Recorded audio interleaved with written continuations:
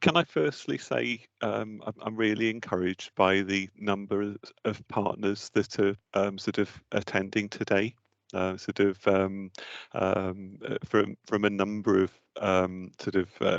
parts of the council and outside as well, because very much partnership is all about what safeguarding's about, and it's about how can we work together, to provide the best information about the person. I don't know whether Mavis would add anything to that, by way of introduction. Go on, Mavis. No, it's just to echo what my colleague has said. Thank you so much to everyone who stand up, because safeguarding is everyone's business. Without everybody coming together, participating, even on individual safeguarding cases, once a referral is made, it's not one person's job to safeguard a person. It requires multiple perspectives, different perspectives, putting our heads together to decide the way forward, especially when you are dealing with someone who is not able to actually make decisions for themselves. Then you need those people who know the person best to be able to make a contribution, which kind of like brings me back. I like what Carrie said about the mobile phones. A lot of the times professionals don't like putting mobile phones. They are very, very helpful to us, because you are referring something, you want us to speedily deal with it. And we know with what is going on these days, every organization is busy. So sometimes our social workers are actually ringing several times, holding on for long periods. Whereas if you have a mobile phone, it gets you directly to the person whom you actually need to speak to. Yeah. Yep, cool. So really, we wanted to invite people to sort of ask any questions around the referral process. So I can see we've got Raj, you've got your hand up first of all. Yeah, hi Daniel.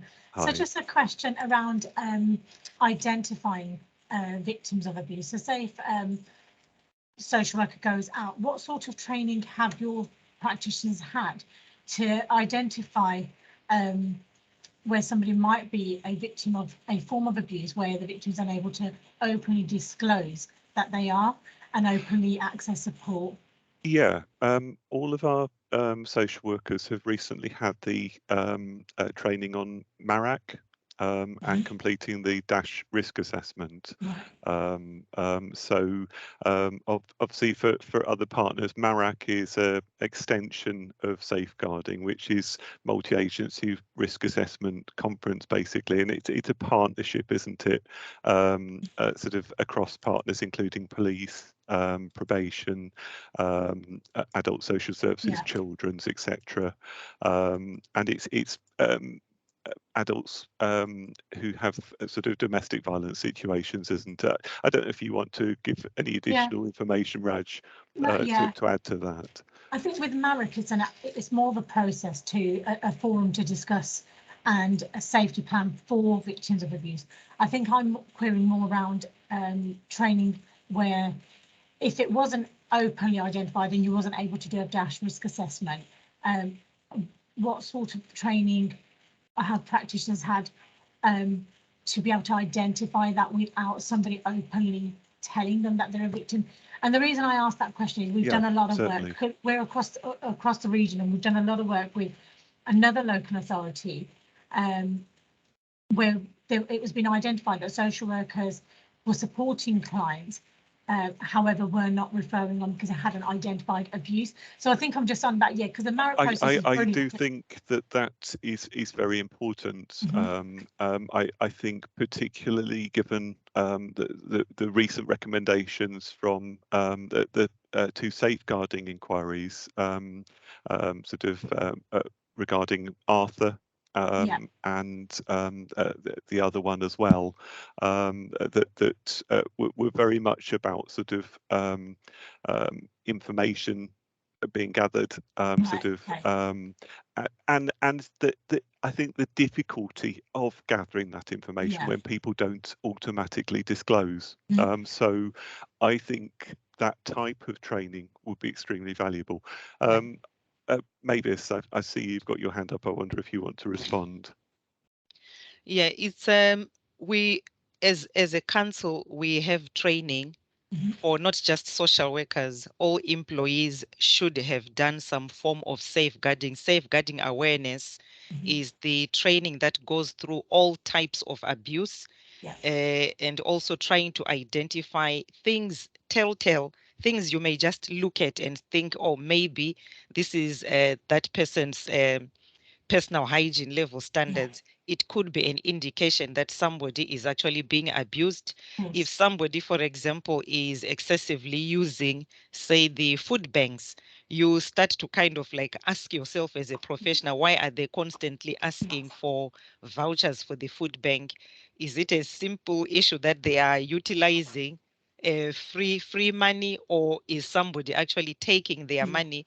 So we do have, and we do hope that every organization does at least offer safeguarding awareness training for all its employees, because that is the starting point, including even whistleblowing. It's important for all organizations to train our workers to know that they can actually, if they are fearful of addressing alerting their employer, where of course it's yourself as the organization or a colleague is doing something putting other people at risk, they can actually whistleblow.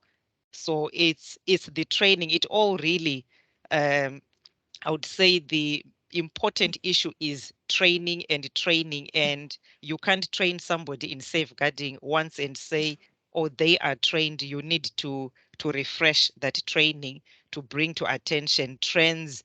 New things do come up, because those abusers, especially where it is organized crime, you find that they are constantly coming up with things to try and beat all the organizations, whatever mechanisms we are trying to come up with.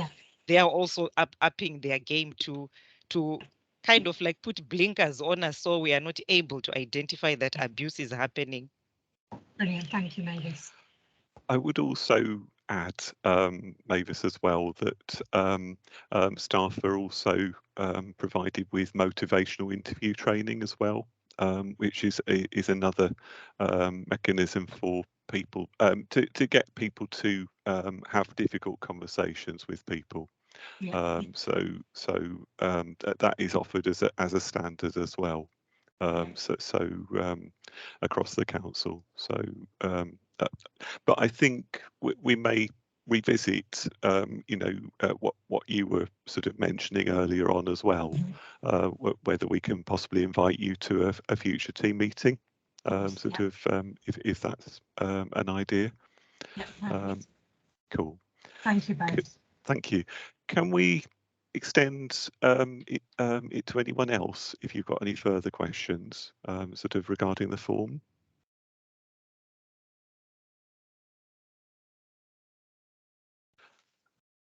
Okay, I can see one hand up there. Paul. Yeah, it's not necessarily regarding the form, so apologies if I get this in the wrong place. That's all right, Paul. You've got our full commitment in terms of this agenda.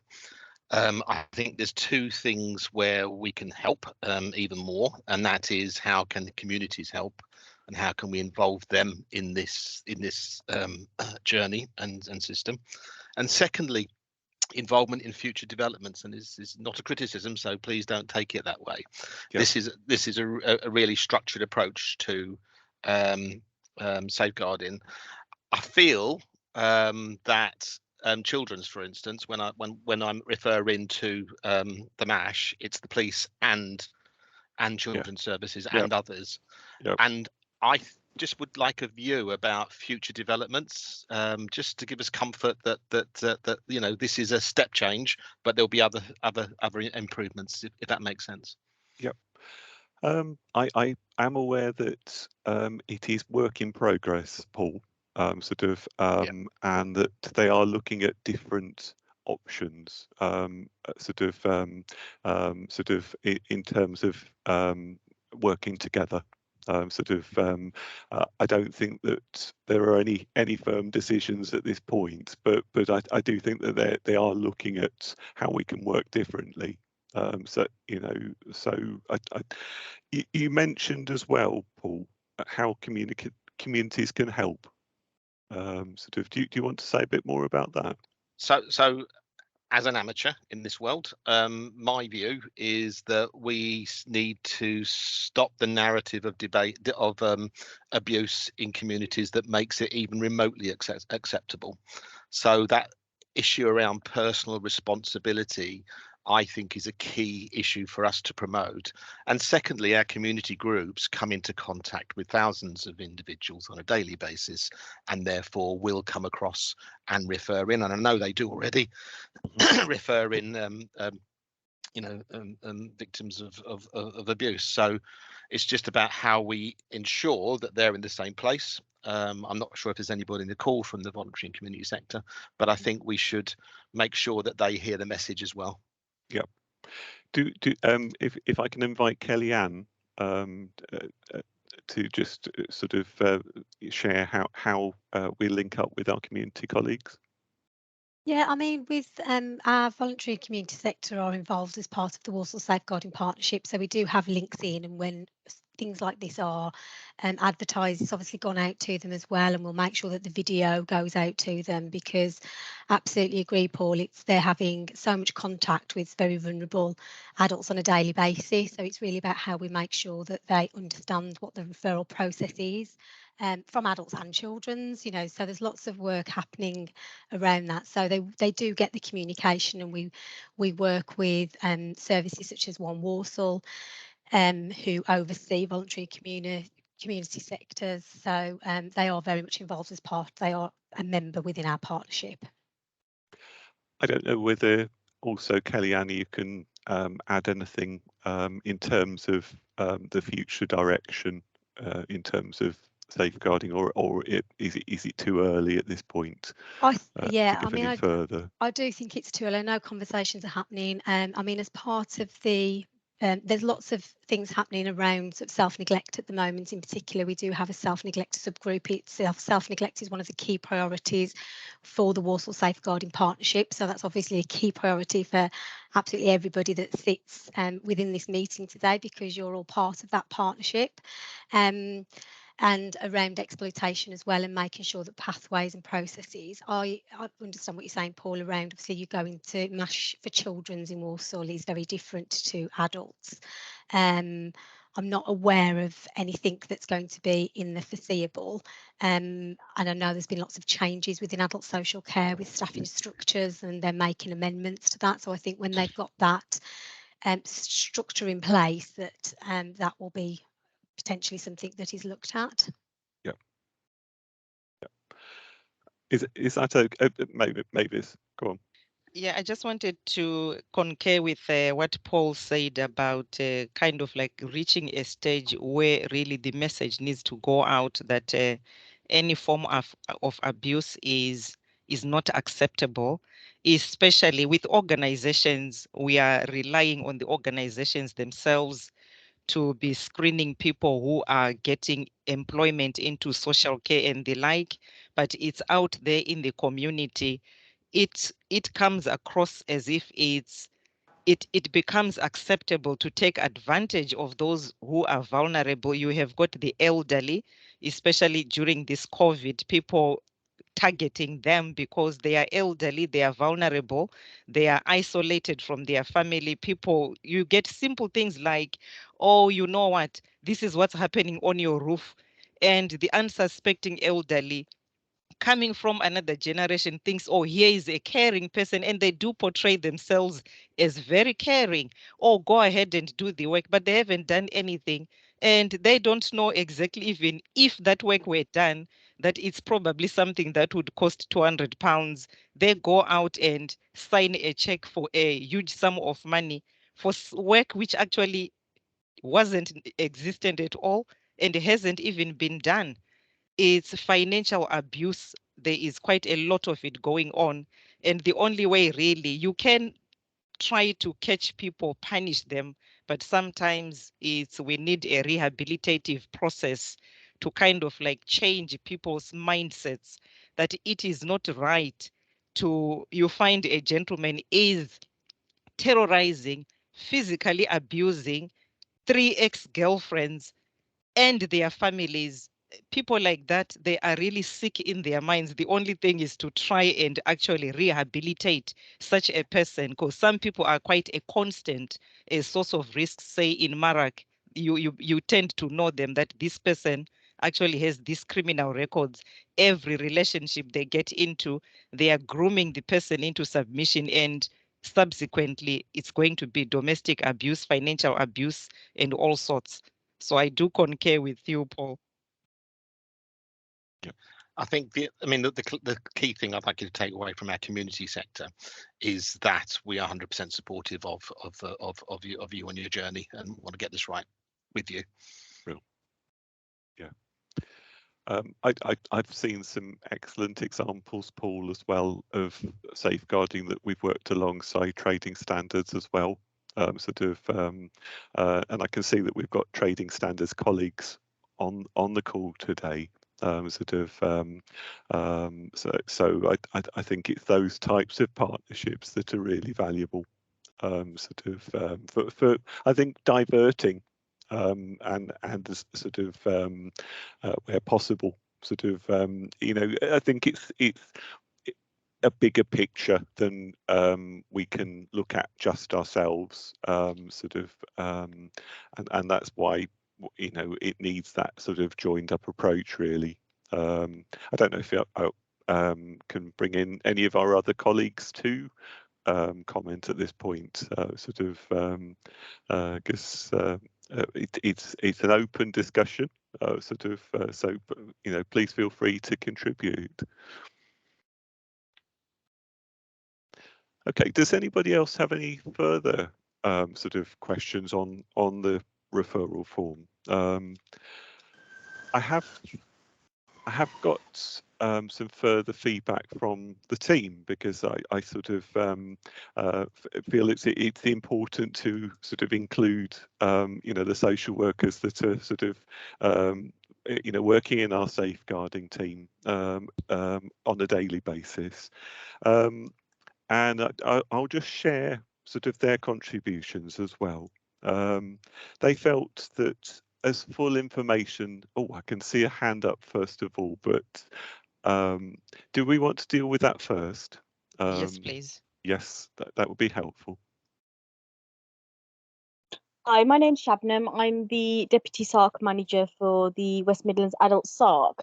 So I've just got a query about, we sometimes get clients come, we tend to call our, rather than victims, we call them clients. So people who've been raped or sexually assaulted come to our service to have their forensic examination and onward referrals. And my query was with regards to repeat clients. So we do occasionally have clients come in who have very similar stories, very similar,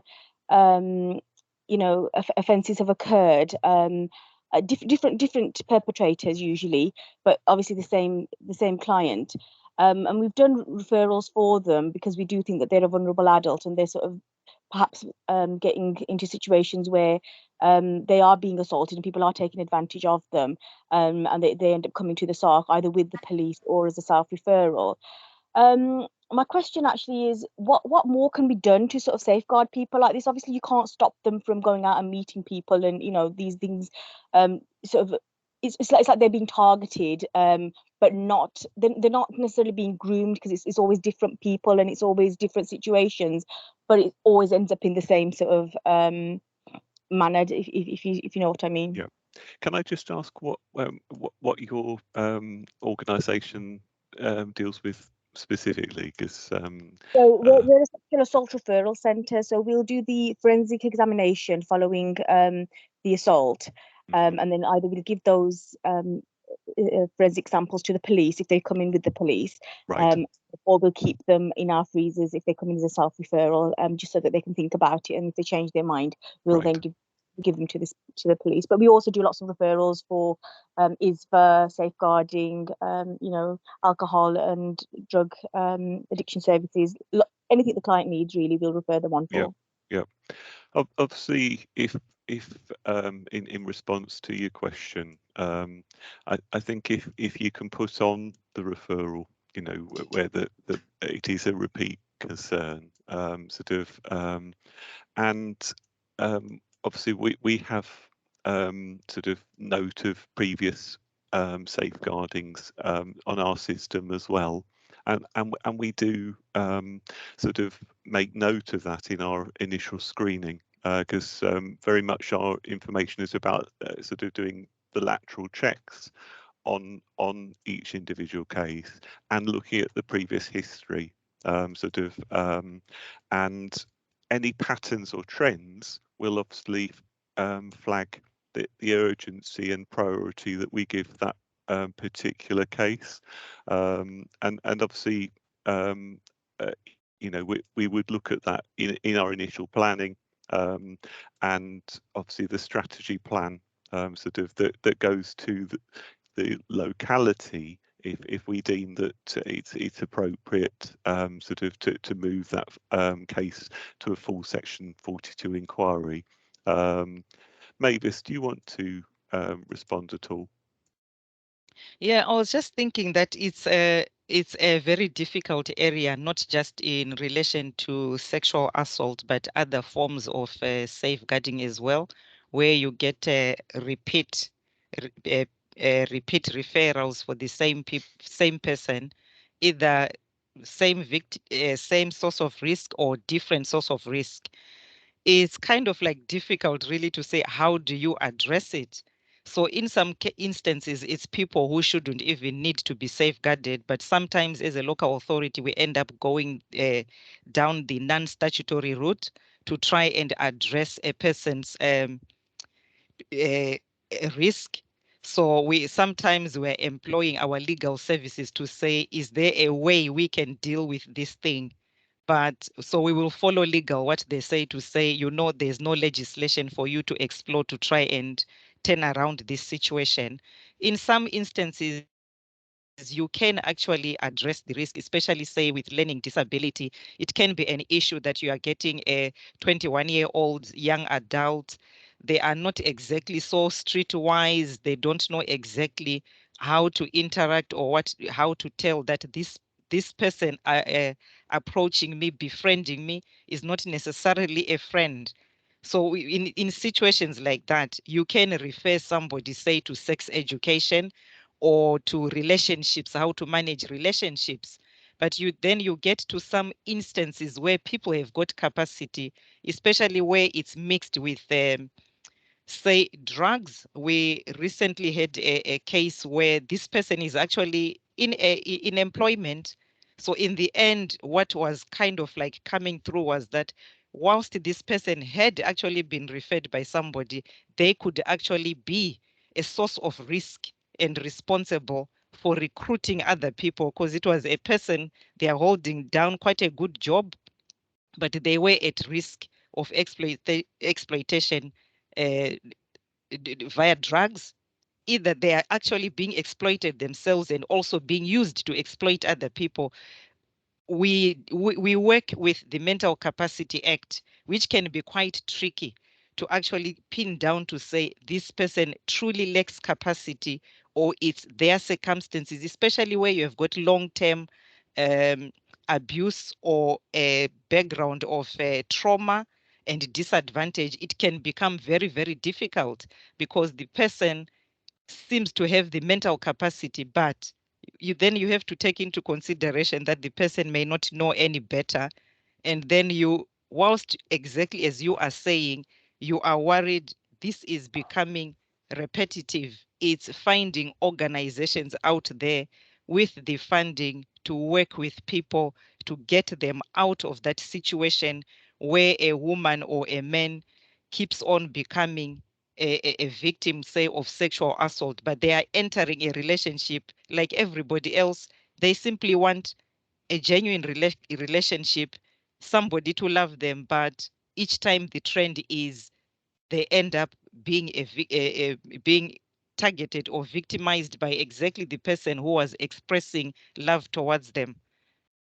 So we don't have a straightforward answer to say what it will. It's very individualistic, very individual answer for each particular situation and circumstance. Does that help, Yusuf? It's actually Shabnam on my son's Oh, account. Shabnam, sorry, I do It's apologise. fine, not a problem. Yeah, no, I was just really wanting to try and support this person, but it's almost like we know we'll end up seeing this person again, and we just want to try and help prevent that. But as you said, this person does have capacity, and unfortunately, it's exactly as you said. They think they're getting love and attention from these people, and they've obviously got ulterior motives, and they end up coming to see us. But yeah, thank you for your input. Thanks. Shabnam, it might be worthwhile kind of like exploring mental health. If there's an expert, they could probably help us out, because there are some people with a mental health condition where they end up placing themselves in a situation where they are targeted. So it might be worthwhile exploring whether a person has got a mental health diagnosis or previous trauma, because when you dig deep into such trends, you will find that there is some form of a trauma that has happened in the past that keeps the person in that kind of a circumstance, and you get an adverse event repeating itself over and over. Yeah, I mean, unfortunately, the clients are only with us for a short amount of time, but during that time, we do, ask them these questions, and we do refer them on for support. So the particular person I'm thinking of has been referred for counselling, ISFA, and they are involved with the police. They do tend to come with the police, so they've done safeguarding referrals, as much as they can.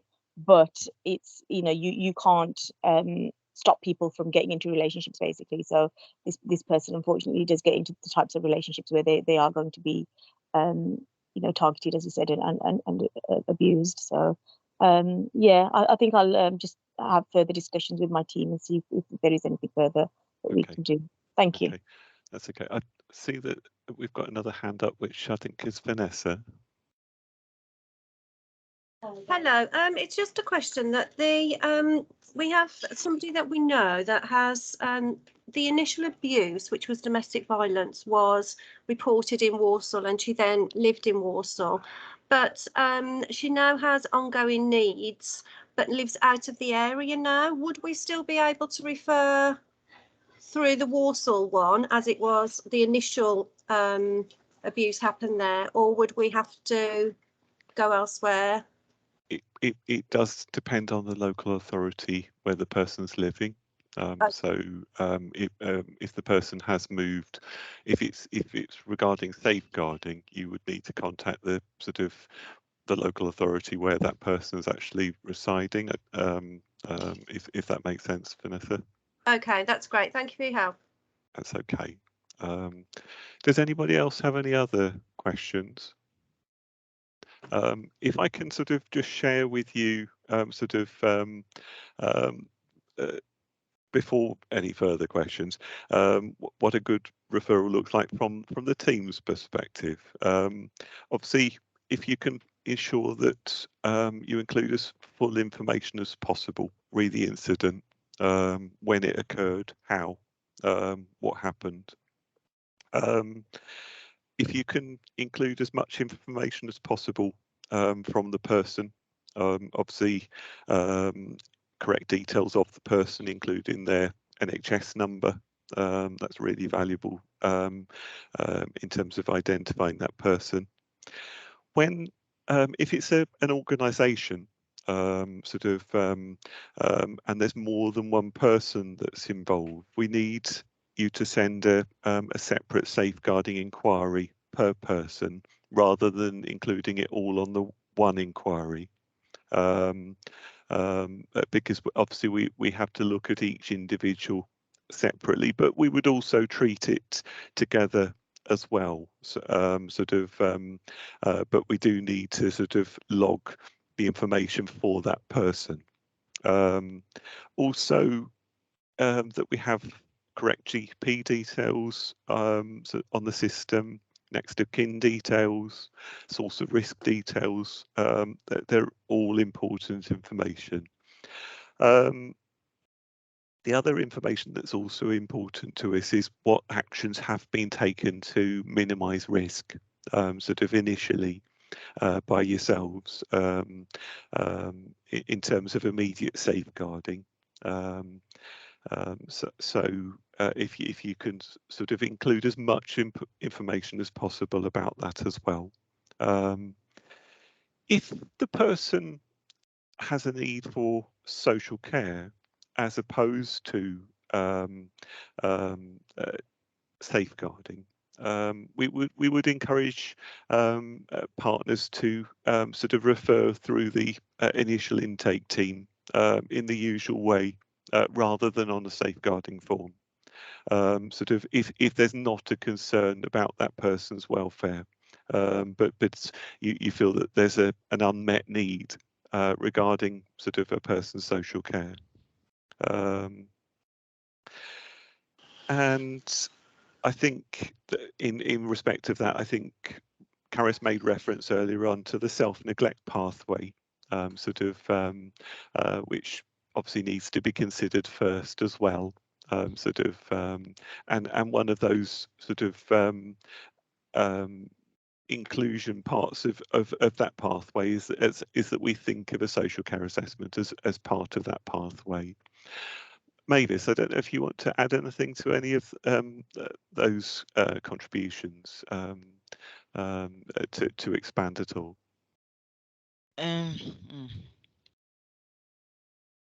Not really. I was just thinking of the issue raised by Caris previously, that if you have raised a safeguarding, please make sure you hand over to somebody on the team. It's not really good. Sometimes when we can ring and speak to 2-3 colleagues. Everybody is quite happy just telling the social worker that, oh, I'm not aware of it, or I'm not aware of it. I think every organization has got a responsibility to deal with an issue that lands at their doorstep. If you were to contact ourselves, we need to deal with it, whether I was involved originally or not. You look into something and you get back. But quite often, social workers are told, oh, I wasn't involved. They are trying the second day, the third day. As Caris said, we are working with time scales. So this team doesn't do the whole inquiry. We are simply dealing with the first 5 days of trying to address the risk within the 5 days, trying to determine to see whether a case needs to progress to a full inquiry, and trying to make sure that a person is safe. So it's very, very important for you when you raise a safeguarding to make sure that you are ready with information, or you are already doing whatever you need to do. And another issue we get problems, it can be with people who have attempted suicide. So you need to stop and ask yourself, is the local authority the best person to deal with immediately to deal with this? Which is why Caris was suggesting that immediate risks, it needs to be addressed. And after addressing it, do tell us in the referral to say you actually called an ambulance for the person, or the police have actually attended, or you have made a referral to the police. It does help a lot, because sometimes we get safeguardings that are made to us, say 2 hours before we finish work. So by the time it gets to a social worker, time has run out and everybody starts panicking. Referral simply said, my client rang me whilst they said they are suicidal. Then we don't know what happened. So even if it may not be for us, because that person who is suicidal requires a urgent clinical input, which a social worker really is not able to address. So it's making sure, thinking about GPs, for example, are letting a person's doctor to say, your patient is in this situation. If you have got access, say, to the clinical mental health services, it's also alerting them to say there is a person. But most of all, let's not forget the 999, as Caris said, 999. If somebody's life is in danger, ring 999 and call an ambulance for them, or call for the police to send out police officers. It's very, very important. Yeah, thanks, Mavis. I'm going to just share a slide, an additional slide, if I can share my screen, that just sets out the criteria that we follow in terms of, can people see my screen okay, or not yet? I don't think you can. Okay, you might be able to see it in a moment. Just bear with me. Can you see that now? It's coming. Okay. Can people see that now? No. No. Did you first request to take control from Kelly Ann? Yes, I okay. have. Yeah. No, I don't. I still see the question and answer. No, I've just got a blank screen. You've got a blank screen. Something seems to be coming. It's red on my screen.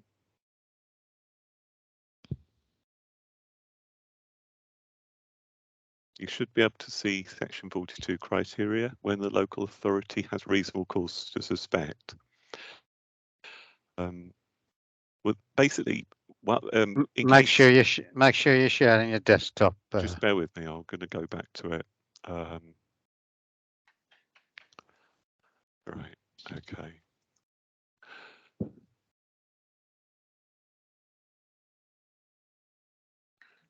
Is anyone? I have shared my desktop, but obviously it's not worked. So I'll explain it anyway. The first stage is, has the person got the needs for care and support? Which is obviously the first part that's relevant. I'll stop presenting there. And the other part that's relevant is there risk to the person, and also another factor, which is the third factor, is the ability of that person to protect themselves. So those are the three factors that we obviously take into account when Karis mentioned about sort of safeguarding criteria and threshold. The other thing that obviously we do follow as part of our decision making is obviously there's 6 principles that are set out in the Care Act. I'm not going to go into too much detail, but there's obviously empowerment, which is obviously ensuring people are supported and confident in making their own decisions and giving informed consent, because very much about safeguarding, it's about making safeguarding personal. So we'll start with the person, what outcomes they want, and we'll follow that through the process of safeguarding to conclusion. Because it is very much about working together with the person. Protection, providing support and representation for those in greatest need. That's obviously why we need to know what immediate safeguarding is involved. Prevention, I think that's a bit like what Paul was saying earlier on about how we can use the community better. Is crucial to try and take action before harm occurs. Preventing neglect, harm, or abuse is the primary objective. Proportionality is the fourth principle. We must take a proportionate and least intrusive response to the issue presented. So in our obviously plans, we're trying to sort of look as maintaining that person's independence, working with that person as much as possible. Partnerships, I think that's about what we're about today, really. Creating partnerships with local communities can create solutions as they can assist in preventing and detecting abuse. We work closely with our exploitation colleagues. As I say, MARAC is another area that we are part of as well. So it's about looking at those wider partnerships to sort of achieve that aim if possible. Accountability, being able to take account and have complete transparency in delivering safeguarding practice. So obviously we start with the form. It's about being transparent about timeframes, about actions, and making sure that that's shared sort of as widely as possible with the individual and those involved with that individual. And that we also communicate wider with other regulators as well, such as CQC, etc. I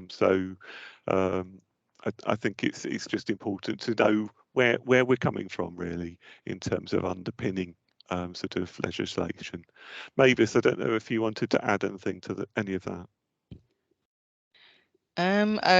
I only want to go back to the point of adult with care and support needs, just to remind people that it doesn't matter really whether the care and support needs are being met in a formal way or paid way. It can be an informal carer, like a friend or anyone.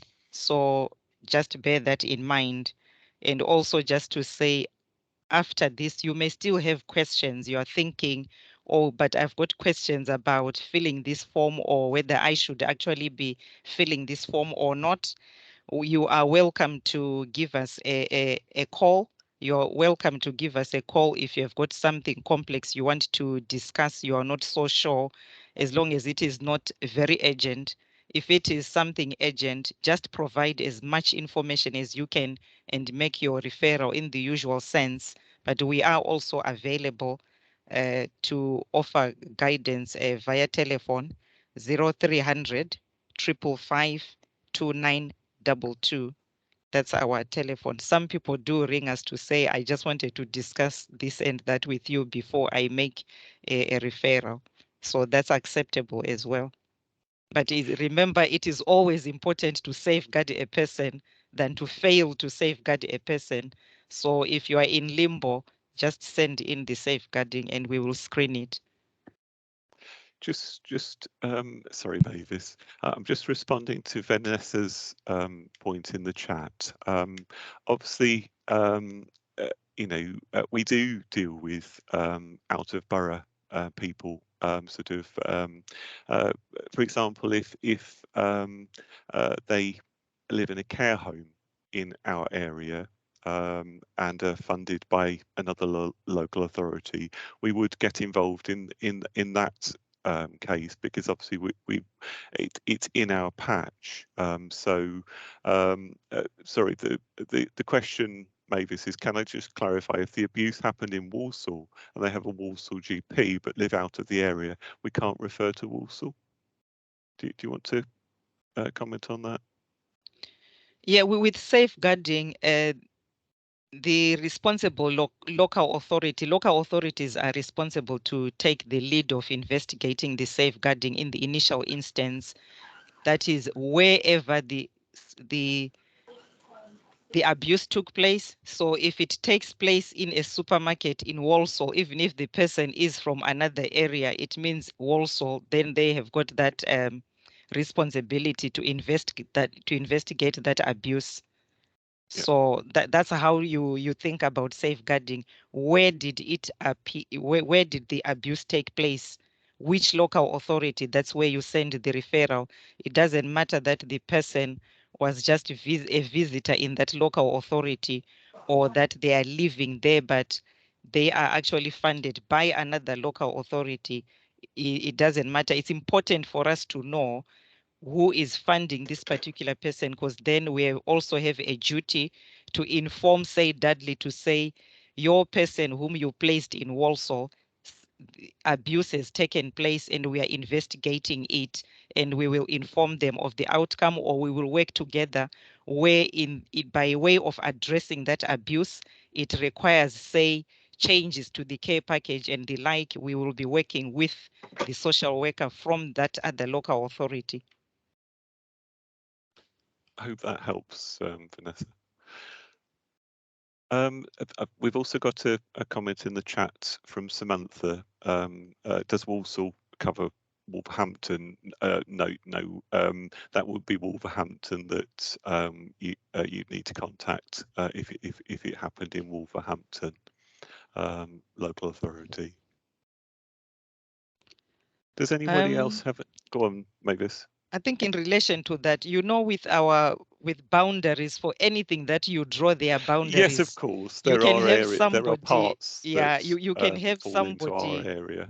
Yeah. who is considered to be in another local authority, but actually when you really come to look at it, they are in the other local authority, or where there are agreements between local authorities to say people from this street, where do they fall?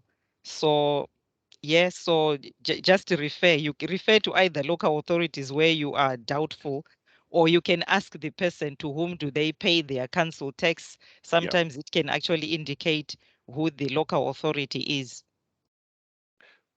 And we'll check that detail as well. Yeah. Once we receive that referral. Does anybody else have any other queries?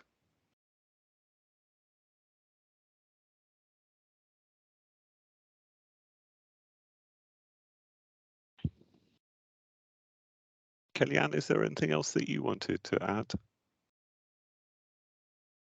Just to say really that going back to the training offer that we had the conversation about at the very beginning, that there is free level 1 and level 2 adults safeguarding training as e-learning that's available on the Safeguarding Partnership website. That's available to anybody, and there's also children's on there as well.